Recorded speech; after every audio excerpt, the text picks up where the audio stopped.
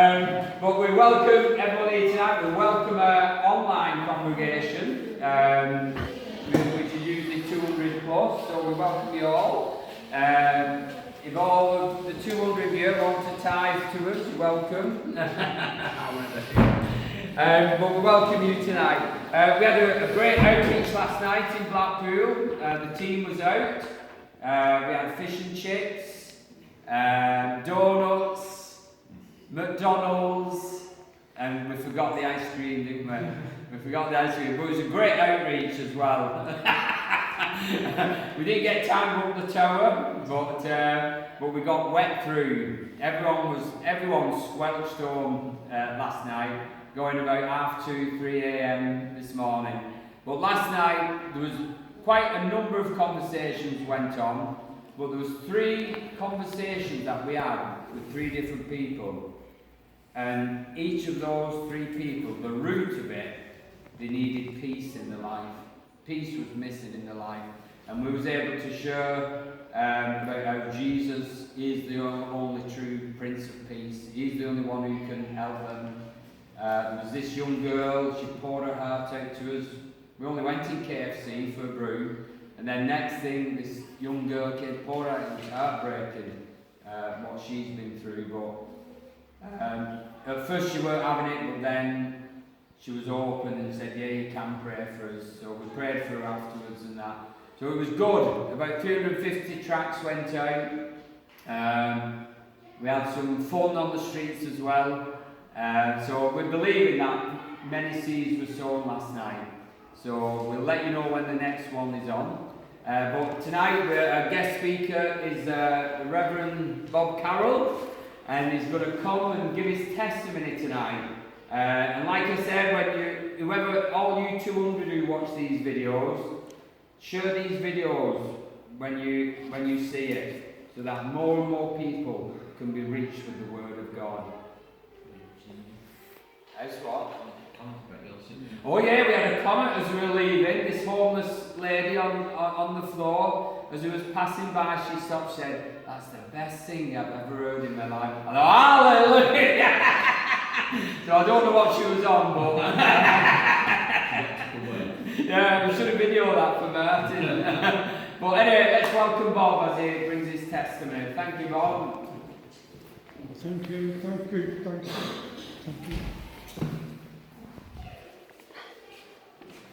Hi. Good to be here. Shalom. Amen. Greetings to you. Peace be unto you. I feel it's good, really, to come and share testimony. And it's important. Sometimes we don't want to look back at past life and we're going on with Jesus Christ. But sometimes it's good to go back and look. I know that if you look in your scriptures, the Apostle Paul, he would always first go to the local synagogue and give testimony of what he was like to what he had become. Amen. You know, he was a persecutor, a chaser of Christian believers. But he had that divine encounter on the Damascus Road, and you can read about it in Book of Acts chapter 9, and it was just amazing, and it really did affect his life, changed him forever for what it is. And if you look to testimony, it's quite often you see where a person has been in their life to what they have become after they change. It's life changing, and when you're born again, it's a brand new start. You know, I hear people singing happy birthday to people for the birthdays, but once you're born again, you've had another birthday, and you can only say, well, happy birthday, but now I've got 2. 2 kids. And it's quite good, it is actually. And it's important, because time as we know it, to get the chance to get saved is running out. You know, it says in Isaiah 55:6, you know, seeking while he can be found. Amen. So I'm going to tell you how I became a Christian and some of the things he's done. And it's unbelievable at times when I think about it. But we've got a powerful God who does these things in you. I was born and bred in St Helens, and I suppose being in Wigan, I've got to be careful when I say that, particularly when you come into the rugby part of it. But nevertheless, when I got married, my wife was a girl from Wigan, and she converted me to be a Wigan supporter. Hallelujah. So that, shortly after that, she also got me converted to the eternal salvation in the living God, Jesus Christ. I was brought up a very strong Catholic, devout under the Jesuit priesthood, and when I was brought up I was an altar boy. If anybody can recognise the change, that was me. I was religious. Goodness me. All the way through. Wow. But when I was 15, I joined the forces, joined the army, and things started changing. I started drifting away, and I started enjoying the fruits of life. A sinful life, very sinful life, but I was enjoying it because I was going to most of the cities in Germany where I was posted to, and I was enjoying myself. However, as time went on, and I grew away and away from any religious belief, but when I was in 1964, I was in Swaziland in Africa, and I had a call one day from the commanding officer. They were sending me home because they had a letter saying that they think their mother's going to die. So they put me on the next plane home. They were very good like that. But they put me on the next plane home. When I got home, I thought it was all a put up for my family just to get me back home. But it wasn't. She was genuinely ill in hospital with very little time left. And come the day that she died, I had to go to school, and I had a sister who was only, she was only about 4 or 5, just started school. But I always remember she turned around and she said to me, "Oh, does that mean you'll be with Jesus?" Because she'd come into the Catholic side of things. And I just said, "Yes, Lord, that's right." And I looked up, I remember I looked up at the sky, and at that instant I threw God out, became an atheist. Didn't want nothing to do with God or religion or anything. And so on it went. Forces were very good. They gave me an extended leave at home a long time to look after things and sort things out. But I had to go back, and in 1967 there was a war going on in Aden. I don't know if you remember it or not, or you're aware of it, but there's a battle of independence for the country. We had announced our intention to pull out, and there was different terrorist factions fighting with each other for who could have control. And we were the peacemakers, but unfortunately it went far beyond that. And I had a number of friends that came and they were shot and they were killed, and I was a medic and I had to deal with them, you see. Now, the army regimental system, you become closer than real life brothers. I go back to when my family, before my mother died, we were a poor family, but we were so close together. We were a poor family. We had gas lamps in the house. There was 4 of us sharing a bedroom and sharing beds. We were that poor, you know. And that's what hit me all the more, because we were so close together. Anyway, coming back to the forces, I was in Aden, and I lost some of my close friends, and it really hit me.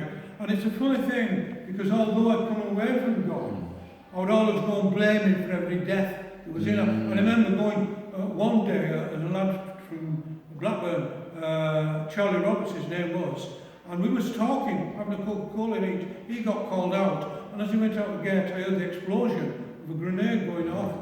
And I went and I dealt with him, and he was actually only in my hand as he died in hospital. There's a minute piece of shrapnel had got through to his heart, you see. And I went out and I was fuming with God over this.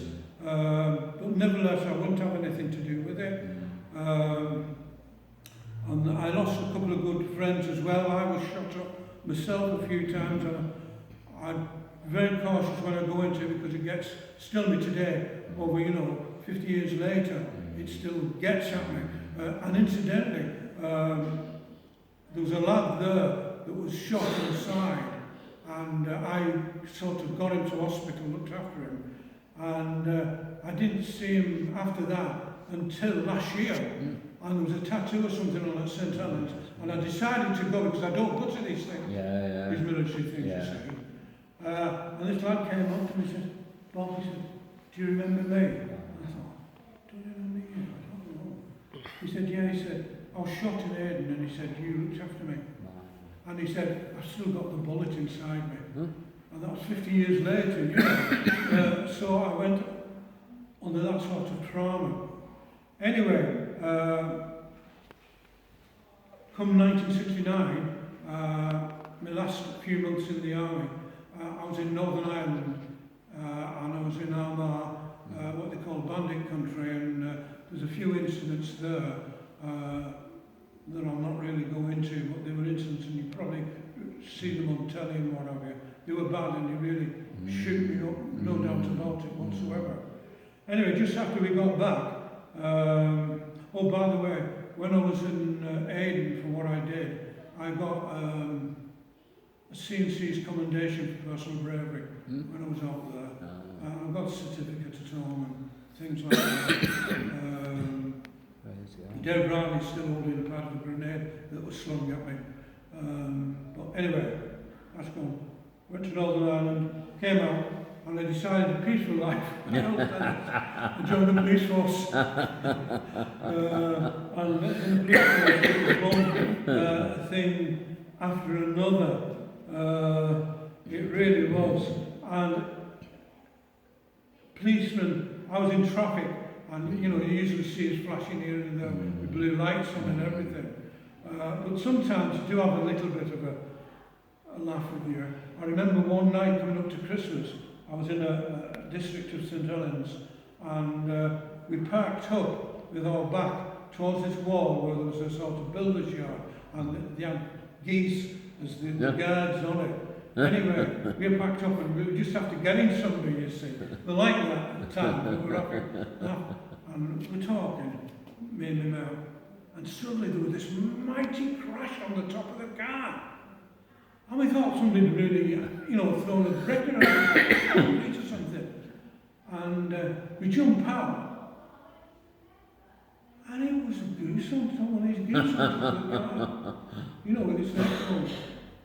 Oh, like this. And I looked round at the wall, and this fella, he'd drunk, and he went into the yard to get a goose for his Christmas dinner.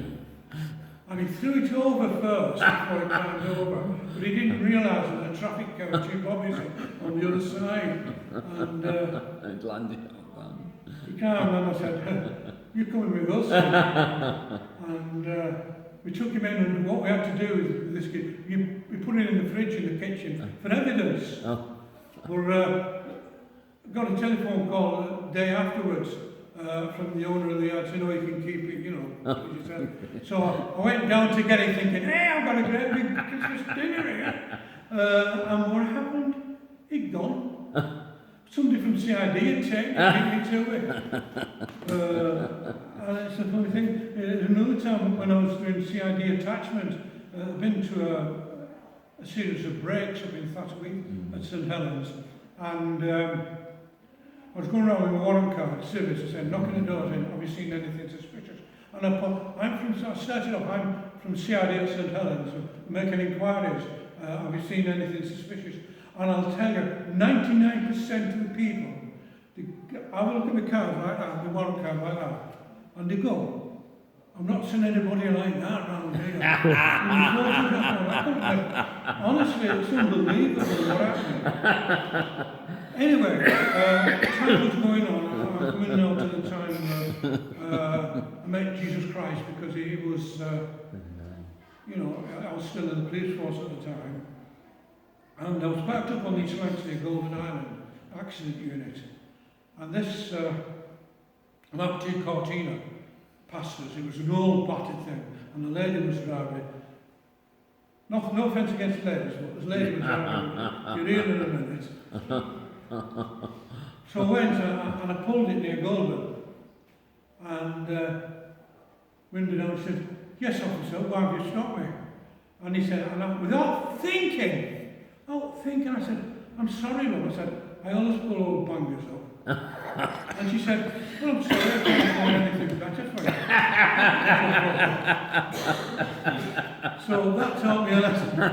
Anyway, I went back into the office, and because I'd been, every time I went to an accident, there was a fatal to the body, or bodies, and I got a nickname, Dr. Death. They knew if I went, there'd be a death at the end. Because Bobbies are good at that, at giving you nicknames. Yeah. They have a dog man that was at Prescott Police Station, and he got called the station cat because he never went out doing anything. I could go on with the names and what have you. Anyway, I went back and the boss said, "Look," he said, "do you give you a change?" Because it was affecting me. On top of what I've been involved with in the forces. And since then I got diagnosed with post-traumatic stress, but nobody knew about it then, you see. But I think the Lord was about to do something in my life. One day, I got posted out to Gaza where I live, and I had a bicycle, and I thought, this is great. One day I'm flying cars on the motorway, and next day I'm pushing a bicycle around Gaza where I live. Anyway, there's a few things happened there, it was okay. But I went to a suicide one day up in North Ashton, and when I went in, there was a sign on the door and it said, "Please turn off the gas before you come in the garage." It's obvious. So I took the advice, I nipped in and turned the gas off. Anyway, I went in the garage and his body was there. He gassed himself. And he apparently lost his wife a short time earlier, and he took it really hard. He did. But I dealt with it.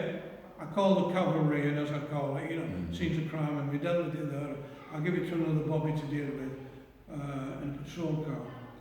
And on my way back to Garza Road, Sims Road, pub there at the end, pushing my bicycle.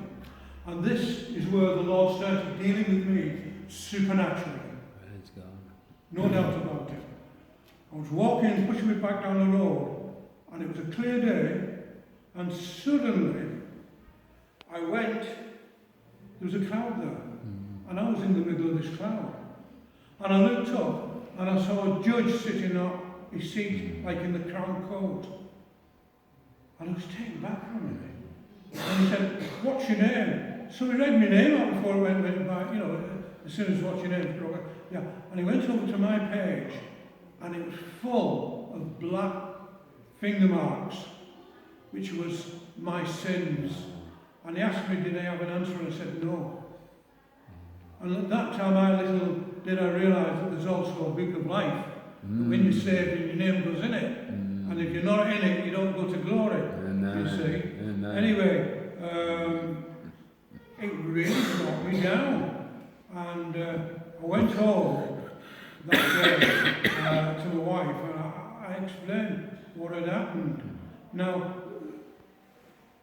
I think my wife was saved, but I wasn't. And it shouldn't have been really at the time, but it happened that way. And I always remember when I was in Malta, I was in a nasty life, off duty. I really was. And I was feeling it. And I remember being sat on the steps of St. Patrick's Barracks saying, if you're a God there, get me a good wife.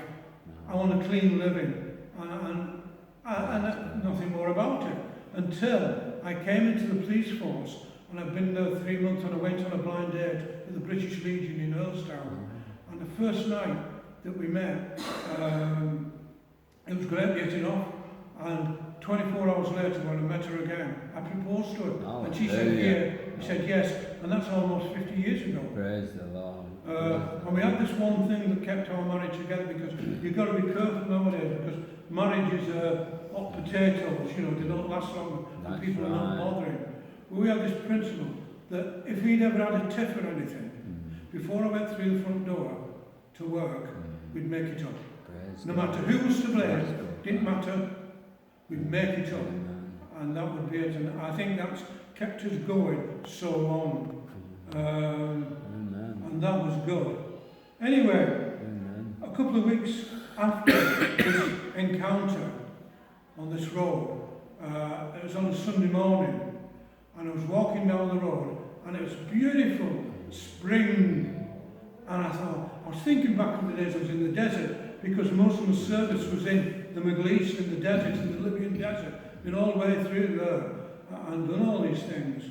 And I'm thinking how lovely it is, you know. And I was coming up to the council office, which is something like this, community centre. You know, you've been there. Yeah. Yeah. Yeah. And there was lovely music coming out, Christian music. Now, at that point, I thought anybody that wore a grey suit and carried a big Bible in their hand was satanic. Yeah. Because it's a follower from my days in the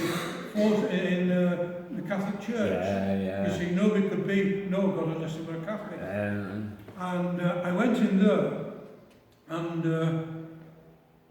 I met them. I thought, this is odd. And they offered me a cup of coffee. I thought, or tea. I thought, that's odd. They don't just know give Bobbies cups of tea or anybody. But they were nice people. They really were. So, in contrast to coming onto that cloud, I went home full of the joy to spring. But I had a problem, you see, because I was searching. And I looked at other religions, I looked at other faiths, and none of them suited me, you see. And I had some arguments with my wife, you know, and what it would be on Jesus. Because I thought Jesus was the first Roman Catholic, and he was the first Pope, you see. And she said, no, he wasn't, he was Jewish. Well, they could have blown me over, they could have brought up as anti-Semitic. He was a Jew. Yeah. Never. And she got me going at times, and anyway, sometimes when we got a red letter in for a bill, a gas letter, whatever it was, she said, I'll pray about them. Yeah. So I would mockingly get hold of the gas bill and say, well, pray about that one and get that sorted out as well, around here, right? But at the same time, God was dealing with me.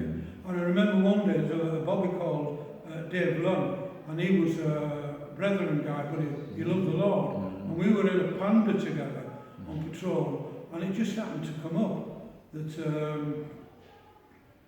you know, about religion, about God.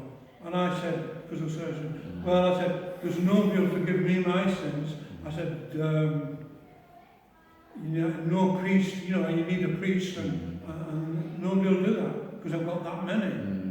And he said, no, you don't. He said, you don't need a priest. You need Jesus Christ. Amen. So I thought, oh, yeah, shun it, but I never really took it on board. But this first day that I came down, and I come past the centre, and what happened was, I went in, I had a cup of tea, but I also met a Jewish believer, Tom Sanchez Wilson, who you'll know, won't you? And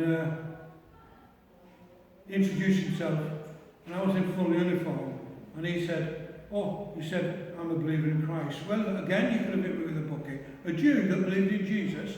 Never. But from that moment on, we actually became good friends, like partners. It did happen a couple of weeks after, but it was at that time, you see. And about 2 or 3 weeks after, thanks, sir. Does it sound as though? No, just in case, I forgot.